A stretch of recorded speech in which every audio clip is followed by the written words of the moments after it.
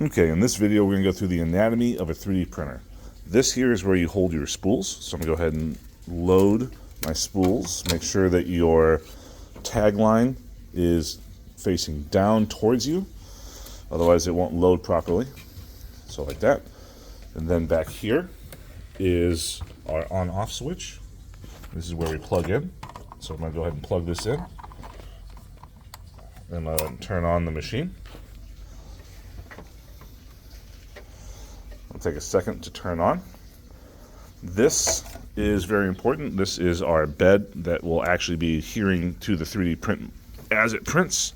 It goes on here. We want to make sure this is clean. Notice it says do not print. These posts back here, these two little screws, help align the steel bed.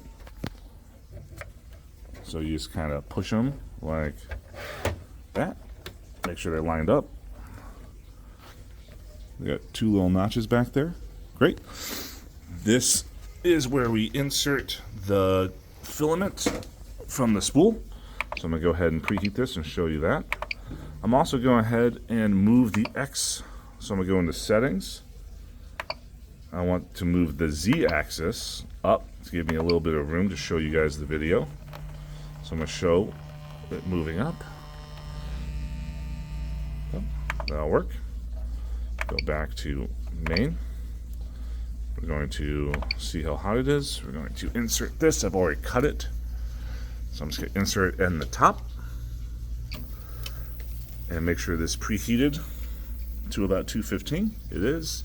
There's a little sensor in here that determines if it's being loaded. It is. This here is the nozzle. That is the thing that is currently 215 degrees and it is hot out. Luckily, this is the burn cream in the first aid kit. So go ahead and take this once you burn yourself. Tear it open. And then put a little bit on your finger and you're all better.